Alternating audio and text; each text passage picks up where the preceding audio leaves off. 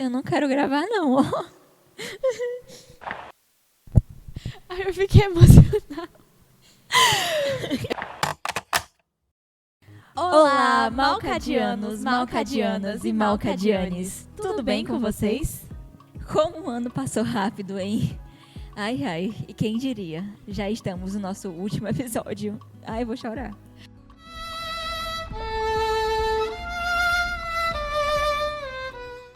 Para fechar com chave de ouro essa temporada, esse episódio traz uma temática muito importante. Novembro foi o mês da consciência negra, e é óbvio que não poderíamos deixar de abordar a importância da representatividade negra para a UFC e para o próprio Malc. Pois é, amiga, e essa discussão sobre representatividade não é de hoje, pois apesar de serem compreendidos como instituições de cunho educacional, os museus por muito tempo se isentaram nas discussões sobre pautas raciais. Felizmente, esse cenário vem mudando gradativamente e, pelo menos aqui em Fortaleza, equipamentos culturais como o Museu da Imagem e do Som, a Pinacoteca e o nosso Museu de Arte da UFC trazem tanto em seus acervos como em eventos e atividades as discussões sobre racismo, antirracismo e representatividade negra. 80% do circuito de longa duração do Malc, por exemplo, é formado por artistas negros, e a grande maioria dos artistas que compõem a sala de cultura popular são negros e nordestinos.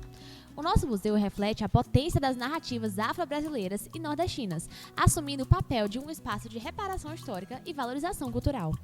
É importante ressaltar também que representatividade aqui não é apenas uma mera estatística, mas sim um compromisso com a construção de um ambiente que dá voz e visibilidade a esses artistas, reafirmando a importância de ocuparmos e transformarmos os espaços museais em locais verdadeiramente inclusivos e diversos.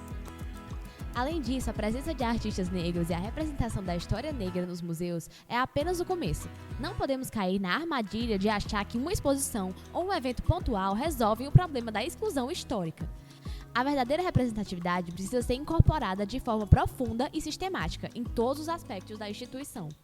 Isso inclui a curadoria, a formação das equipes, a gestão e, principalmente, a produção de conteúdo educativo. Estamos longe de ver os museus refletindo, de fato, a diversidade racial e social que compõe a nossa sociedade.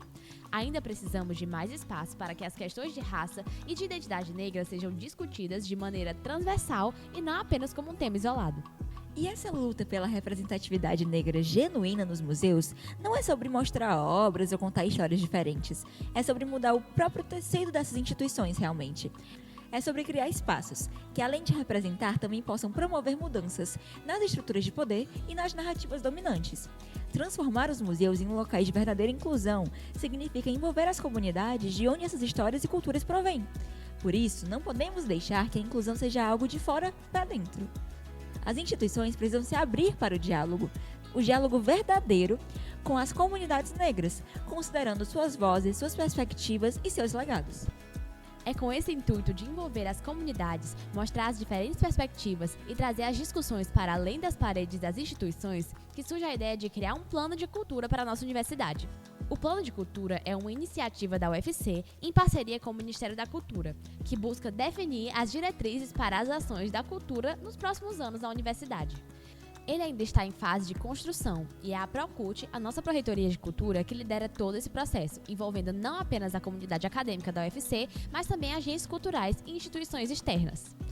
O Plano de Cultura faz parte da iniciativa Universidades em Movimento, do MINC, que financia a criação de planos de cultura nas universidades, sendo a UFC a primeira a implementar essa ação. O lema Cultura se faz junto reflete a proposta de olhar para a cultura sobre a perspectiva da diversidade e da coletividade.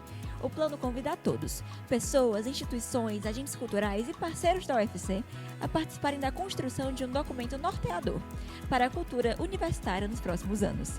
A cultura permeia todos os campos e universidades da UFC.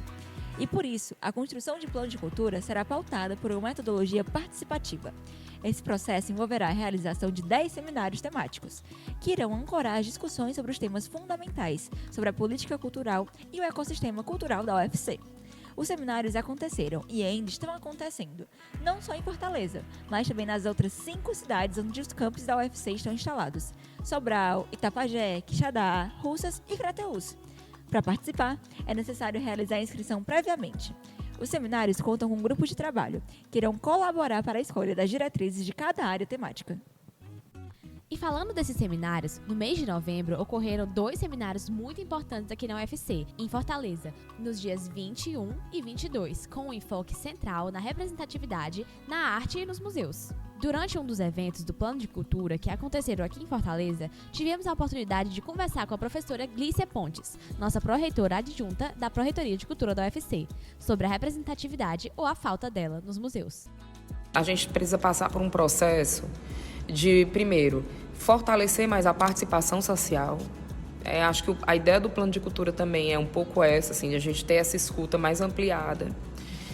Porque muitas vezes essas pautas elas ficam muito localizadas em determinados grupos, ou, por exemplo, grupos de pessoas com deficiência ou grupos de pessoas negras. E, na verdade, essas pautas elas não devem ser apenas dessas pessoas, elas têm que ser uma preocupação geral. Elas têm que ter uma atuação global. Então, desde pensar a gestão da universidade, nos seus diversas unidades administrativas, até a gestão das unidades acadêmicas, até passar e transpassar nos conteúdos didáticos que são ministrados em sala de aula, os projetos de extensão, nos projetos de pesquisa, como é que essas pautas estão aparecendo e como é que elas podem ser integradas para fortalecer essa diversidade, essa acessibilidade e essa inclusão. Então, eu acho que tem muita coisa para caminhar. Hoje a gente tem iniciativas maravilhosas dentro da UFC, mas que muitas vezes são trabalhadas de maneira deslocada ou dispersa. Então, eu acho que um seminário como esse, por exemplo, ele reúne pessoas interessadas no tema que podem juntas começar a construir uma rede mais forte para conseguir ter mais abrangência e mais permanência nessas ações. O seminário do qual ela se refere ocorreu no dia 21, com o tema Diversidade Cultural e Transversalidade de Gênero, Sexualidade, Raça e Acessibilidade na Política Cultural. Discutiu questões essenciais, como a diversidade sexual e de gênero, que dá voz a grupos frequentemente silenciados, e a acessibilidade, garantindo que todos tenham acesso à cultura de forma inclusiva. A questão racial foi abordada, destacando como as identidades raciais influenciam as expressões culturais. A interseccionalidade foi um conceito central, refletindo como raça, gênero e sexualidade se entrelaçam nas vivências e representações culturais. Olha, eu acho que essa questão, sobre será que está sendo colocada em prática a diversidade e a representatividade, é sempre uma questão assim muito reflexiva, porque o que eu percebo é que, primeiro, há um desejo muito grande nosso em, de fato, conseguir construir um ambiente diverso, plural, com representações dos diversos grupos. Há o nosso desejo, isso é claro. Mas entre o nosso desejo e a realidade, há um espaço, que às vezes não depende só da iniciativa de uma pessoa ou de uma gestão, depende de uma construção coletiva, Dentro da gestão, a gente tem tentado abrir esses espaços, e promover esses espaços de diálogo, de construção e de muitas vezes até de conflito, porque é no conflito muitas vezes que a gente vai conseguindo entender como essas exclusões são danosas. E aí a gente tem tentado, por exemplo, em algumas iniciativas, como no edital de bolsas da cultura, a gente tem um incentivo a ações afirmativas dentro dos projetos. Esse é um caminho para a gente conseguir ter uma prática, de fato, mais plural, diversa e inclusiva. Mas ainda eu considero muito pouco. Acho que a gente tem que ter outras formas de fortalecer. Eu penso que se a gente tivesse, uma linha de recursos para investir em projetos nesse campo, seria interessante. Se a gente tivesse, por exemplo, uma ocupação dos equipamentos culturais, desde o museu, teatro, a Casa de Alencar, a Seara da Ciência, que a gente tivesse, por exemplo, uma semana ou um mês temático com essas pautas, que a gente pudesse trazer isso de uma maneira mais integrada. Então, tem muita coisa a se fazer.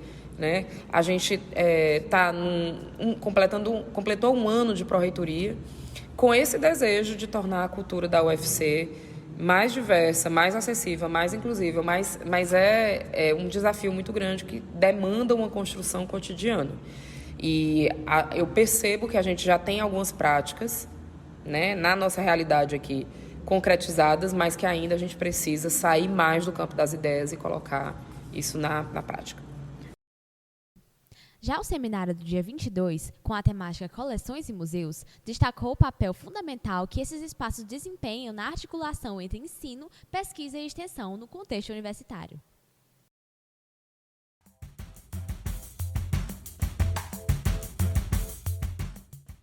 Além das importantíssimas discussões apresentadas nos seminários, conversamos com a Graciele Siqueira, diretora aqui do MAUC, que inclusive já fez muitas outras participações aqui no Malcadianes, para entender um pouco mais sobre como o museu tem trabalhado para se tornar um local diverso, acessível e com uma composição que reflete essa diversidade.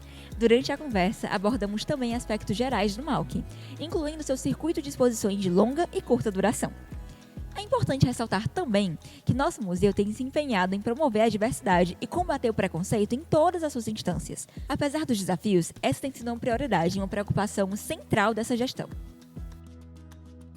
Até algum tempo atrás, quando a gente falava sobre o circuito de longa duração do museu, a gente falava muito pela perspectiva dos movimentos artísticos no qual os artistas estavam envolvidos, né? Era muito assim, chegava na sala do Chico da Silva, alguns falavam assim, porque o Chico é naif, o Chico é primitivista, o Chico é ingênuo, né?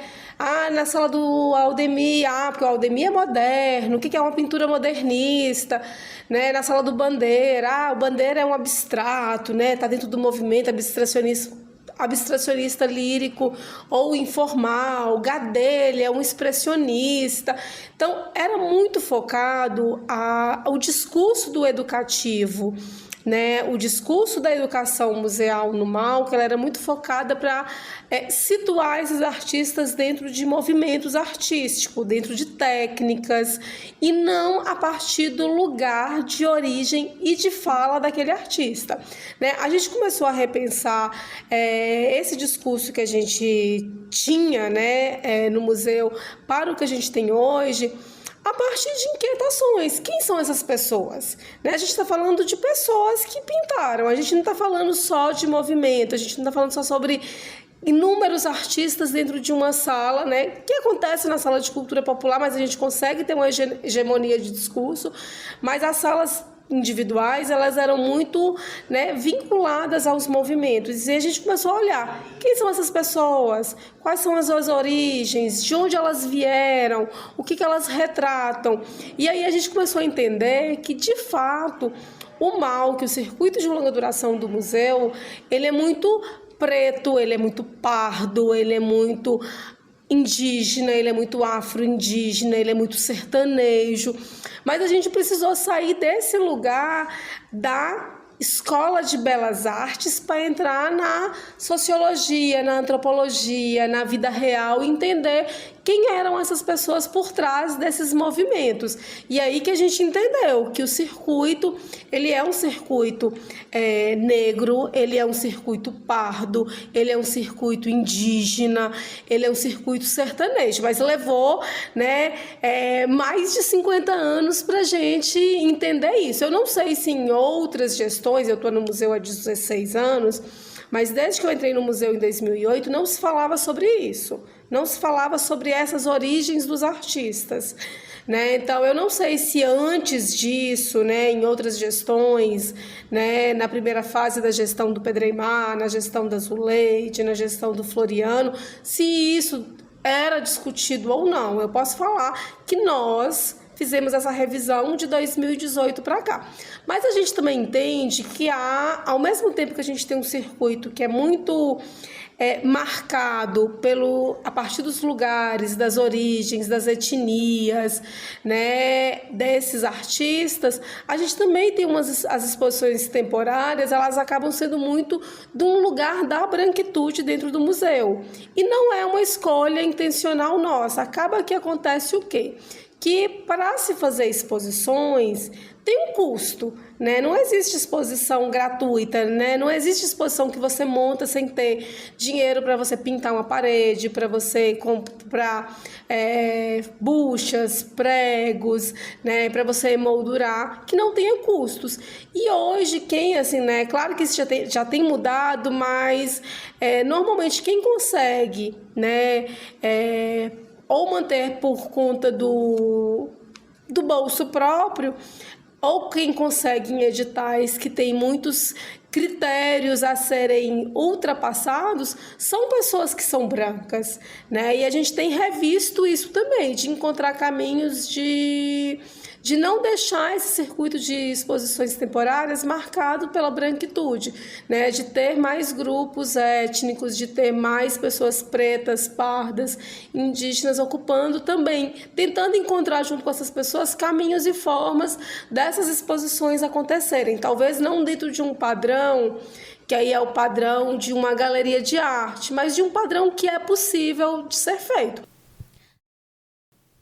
As coleções e os museus possuem acervos de grande relevância científica e cultural, servindo como bases para pesquisa e inovação, e atuando como meios para democratizar o acesso ao conhecimento e sua divulgação. Os debates sobre a gestão de museus e a garantia de acesso público a esse patrimônio se tornam, assim, inseparáveis da necessidade de transformar esses espaços. Para além de um compromisso técnico ou administrativo, isso exige uma reflexão sobre como as narrativas museológicas podem contribuir para visibilizar as experiências contracoloniais, ampliar repertórios decoloniais e fortalecer o papel dessas instituições como pontes para um diálogo mais inclusivo e representativo. Com isso em mente, perguntamos a Graciele sobre como o Malc e sua equipe têm se preparado. Quais são as medidas tomadas para garantir que o museu não só reflita as narrativas negras, mas também seja um espaço de acolhimento, escuta e transformação? Quais conversas estão acontecendo dentro da instituição? E de que maneira a equipe do museu está sendo formada para lidar com as questões do racismo estrutural, ou até mesmo da discriminação? Que a gente precisa estar participando de formações, passando por letramentos e nas mais diversas esferas. Não tem como mudar quando a gente não está disposto a mudar, então eu acho que isso é um ponto muito positivo da equipe do museu, tá todo mundo sempre disposto a aprender, a escutar a opinião diversa, a fazer as mudanças, né, naquele momento ou em momentos futuros, mas entender que sem qualificação, sem capacitação, a gente muda muito pouco, né? E eu sempre digo que no Malc a gente tem uma oportunidade que ela é ímpar, né? E que a gente precisa estar atento, que a gente está muito próximo de uma geração jovem todos os anos, né? Por ser um museu universitário e todos os anos a gente ter projetos e programas de bolsas dentro do museu, a gente tem a possibilidade de estar antenado às discussões que estão na sala de aula, que estão no RU, que estão nos pátios dos departamentos e dos institutos, porque a gente está escutando o que está sendo dito, né? Eu falo muito, né, a questão do LGBTQIN+. A gente só aprende e que essa sigla ela vem sendo mudada porque a gente tem estudantes todos os anos aqui, né, que que se reconhece ou se apresenta como uma dessas letras, e a gente vai correr atrás para poder aprender, mas parto do princípio, se não tiver a sensibilização para escutar, para se qualificar, para se capacitar, a gente muda muito pouco, e eu acho que isso é uma característica que a equipe do Malc não tem, que é de ficar naquele lugar comum. Ela quer aprender e ela está disposta a aprender e a escutar sobre o outro e o diferente. A Graça sempre sendo a mais inteligente do mundo. Ai, a mais diva do Brasil, ela é muito icônica, meu Deus. E ainda falando de pessoas icônicas e que têm lutado para fazer a diferença aqui na UFC, conversamos com o professor Leandro Bulhões, do Departamento de História aqui da Universidade Federal do Ceará e diretor da Casa José de Alencar, sobre os processos de montagem dos seminários de cultura e a sua importância. Também conversamos com ele sobre a questão da representatividade e diversidade na arte dentro da Universidade Federal do Ceará. Discutimos se essas temáticas estão, de fato, sendo implementadas de forma prática e consistente, ou se ainda permanecem como ideias estáticas restritas ao discurso. Essa análise é crucial para entendermos como a UFC vem lidando com a visibilidade de artistas, estudantes e professores negros, indígenas e de outras minorias historicamente marginalizadas. Olá, Malcadianes, tudo bem? Meu nome é Leandro Bulhões, sou professor do Departamento de História da Universidade Federal do Ceará e sou diretor da Casa José de Alencar. Então, na condição de diretor deste equipamento da universidade, fiz parte, do grupo que, ao longo do ano passado, e parte desse ano, se reuniu e encontrou caminhos metodológicos, teóricos, também para construir, né, essa sequência de seminários que vão culminar na construção do plano de cultura para essa universidade. Basicamente, a gente entendeu que precisava reconhecer os caminhos trilhados por pessoas que já estão nesse debate antes de nós, e aí a gente está falando dos movimentos sociais, né, dos grupos que se articulam e que veem na gestão pública da cultura um lugar estratégico, não é?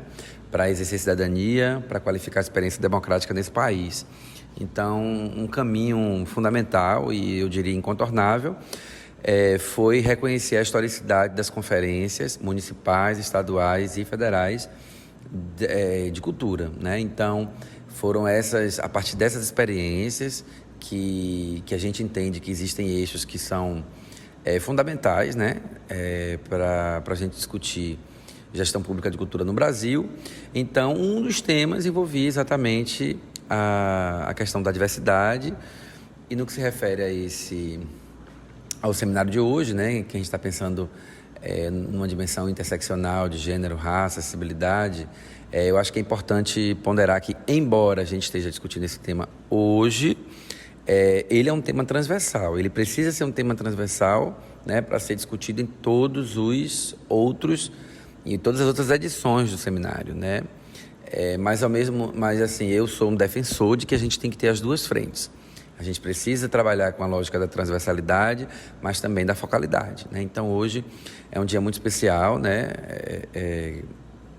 Onde a organização, em especial desse evento, e aí eu falo da figura de Gra, por exemplo, de Gra Dias, a gente tem a oportunidade de ter figuras aqui centrais desses movimentos sociais, dessas articulações de coletivos que têm uma experiência minorizada de cidadania no Brasil, pensando uma questão territorializada no Ceará e na Universidade Federal do Ceará, né? Então, a gente espera que um evento como esse, com essas pessoas trazendo suas bagagens e representando os coletivos dos quais elas fazem parte, dos quais elas são filiadas, que a gente consiga, de fato, ter uma possibilidade de participação social, que é fundamental, né, para a instituição, e que essa participação social ela ecoe, né, na capacidade que a gente tem de debater, de ouvir, de fazer uma escuta sensível, responsável, qualificada, para que os temas aqui trabalhados tenham, inclusive, um poder de síntese para que depois, à tarde, a gente consiga, por meio dos GTs, conseguir as frases-chaves que serão importantíssimas, né, que farão parte, finalmente, do plano, ali no caso das metas, né? Por meio dessas metas, nós, comunidade acadêmica e também a sociedade civil, vai poder tensionar, provocar, fundamentar questões, projetos ou denúncias, enfim, de cumprimento ou não dessas metas, por meio do órgão de controle, enfim, tem todo um aparato institucional para que o debate que a gente faça aqui, ele esteja dialogando com as normas, com os códigos normativos do país, com a legislação, porque fazendo isso, a gente amplia mesmo, né, a nossa ideia de cidadania, que é o que a gente está fazendo aqui, o que a gente precisa fazer e jamais se eximir desse compromisso numa instituição como uma universidade. O Leandro é muito incrível mesmo e trouxe uma fala bem importante e poderosa sobre a questão das minorias, que na verdade representam uma maioria que foi historicamente silenciada, invisibilizada e ocultada, e que carrega um imenso potencial criativo, que não pode mais ser ignorado ou passar por apropriações.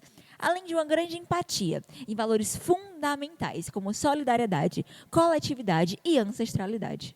Por isso, é fundamental que essas vozes não apenas sejam ouvidas, mas também ocupem espaços de estudo, debate, decisão e construção, marcando presença de forma efetiva. Iniciativas como o Plano de Cultura do UFC, que coloca a participação social no centro de suas propostas, são exemplos concretos de caminhos dessa direção. É como bem resume a emblemática frase: nada sobre nós sem nós. A discussão sobre diversidade, representatividade, ela é fundamental, né? E nós já passamos de uma fase onde essa questão estava relacionada a uma ideia de sensibilidade, né? Por exemplo, lá no MAUC, a atual diretora é sensível a tal caso ou tal. Na Casa de Alencar, lá ele a direção é sensível a tal e tal grupo. Não, né? A gente está falando de cumprimento de norma, a gente está falando de questão de competência, para que hoje um gestor público, uma gestora pública sejam considerados competentes, na minha opinião, eles precisam considerar no seu cotidiano administrativo o reconhecimento, aliás, o conhecimento, né? O reconhecimento também da necessidade de executar essas leis, essas normativas, né? E a construção, inclusive, de planos, né? Não pode ser um imprevisto. Então, a gente tem que ter um plano de acessibilidade, de implementação, considerando os diferentes corpos que estão em diferentes lugares, né? De precariedade, de acesso ao que a gente pode chamar de democracia cultural. Então, eu acho que a gente está distante ainda, sabe? Acho que a gente tem passos importantes. Se a gente pegar, por exemplo, o edital do PPCA, né? A gente já avançou tentando colocar cotas ou pontuações para projetos que têm relação com esses grupos invulneráveis, por exemplo, né? Isso é uma possibilidade. As cotas que a gente tem aqui, mas que também já são leis, né?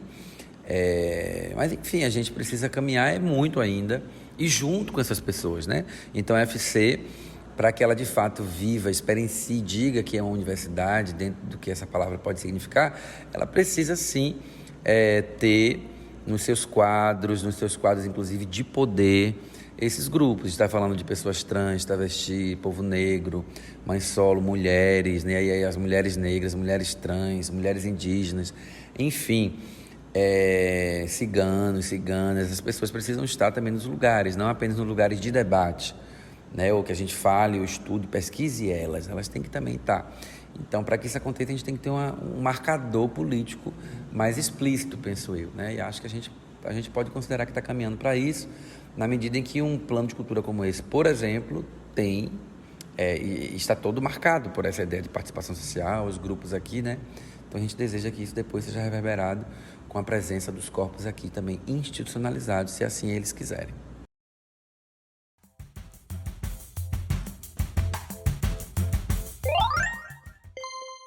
O que rola no MAUC?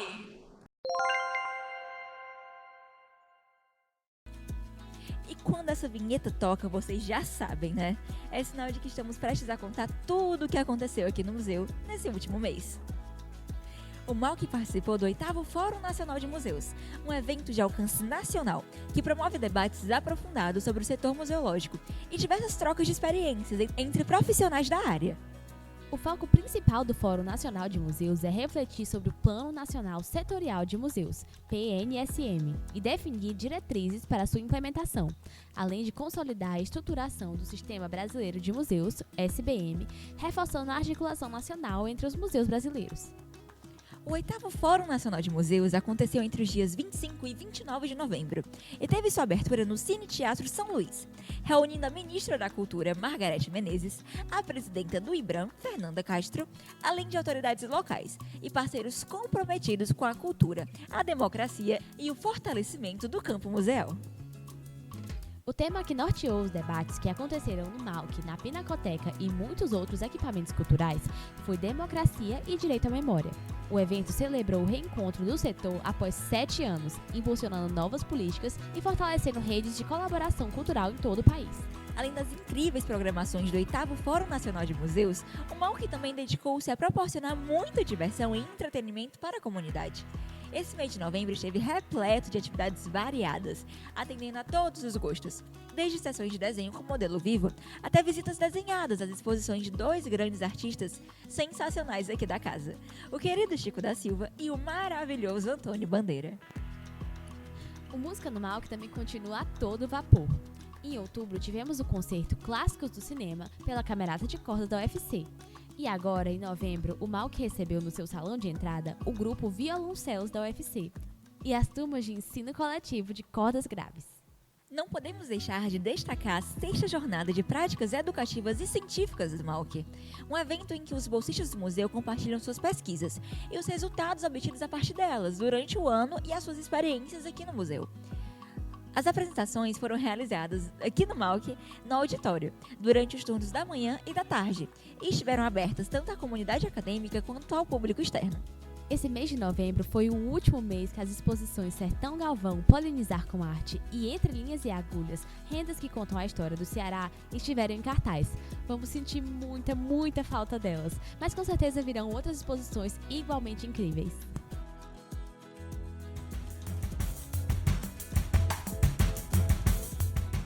Malcadianes, estamos quase chegando ao final do nosso episódio de hoje.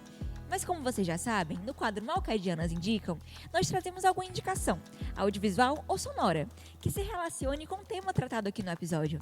E fortalecidas pelo espírito de luta dos nossos artistas e pela vontade de mudança que permeia aqui a UFC, decidimos indicar 2 projetos que celebram histórias e perspectivas essenciais para entender a nossa sociedade e a nossa universidade. A primeira indicação é o Projeto Quirino, um projeto jornalístico brasileiro lançado em 2022, que apresenta um podcast narrativo produzido pela Rádio Novelo e lança um olhar afrocentrado sobre a história do Brasil, revisitando momentos como a independência, em 1822, e a abolição, em 1888, sob a ótica dos africanos e seus descendentes. Com coordenação do jornalista Tiago Rogério e consultoria de Inaê Lopes dos Santos, o projeto envolveu uma equipe majoritariamente negra, e mais de 12 meses de pesquisa documental e entrevistas. Já a segunda indicação é o podcast Pessoal da UFC, um programa de entrevistas apresentado pelas jornalistas Inês Aparecida, Ebeli Rebouças e Camila Fernandes, que traz personalidades de renome de diversas áreas do conhecimento para contar suas histórias e refletir sobre como o vínculo, tanto do passado quanto do presente, com a Universidade Federal do Ceará afetaram a sua vida e impulsionaram suas histórias. Vale lembrar que a gravação do Pessoal do UFC tem transmissão ao vivo pela Rádio Universitária e faz parte do ciclo comemorativo dos 70 anos da Universidade Federal do Ceará, realizado pela Secretaria de Comunicação e Marketing da UFC. E as 2 indicações estão divônicas, viu? Então escutem, que o podcast do Pessoal do UFC e do Projeto Quirino, eles arrasam. Tá valendo a pena conferir, hein?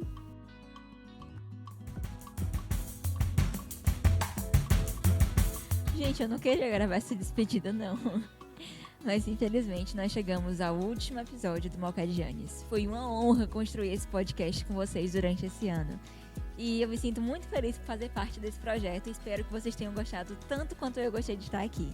É isso, Malcadianes. Um beijo.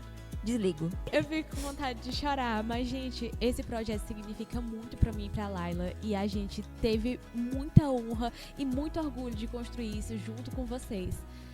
Infelizmente, esse é o nosso último episódio, mas nós temos um carinho muito grande por todo mundo que ouviu, pelo museu e pelo UFC em geral.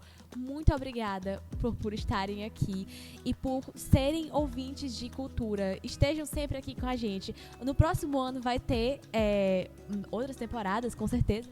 Exatamente, escutem. Talvez não seja mais a gente, mas não deixem de acompanhar o Malc Podcast.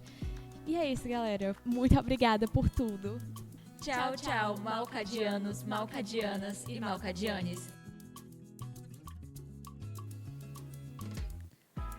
Esperamos que vocês tenham curtido bastante o episódio de hoje. E caso queiram deixar alguma sugestão para os episódios do ano que vem, podem entrar em contato pelas redes sociais do Malc, ou pelo e-mail malcpodcast@ufc.br, ou até pelos comentários do seu tocador de podcast.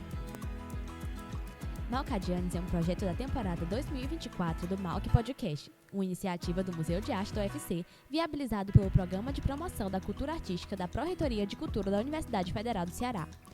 O roteiro e a produção desse episódio são de Giovana Carvalho e Laila Dantas. A coordenação e orientação do projeto ficam a cargo de Regis Torquato Tavares.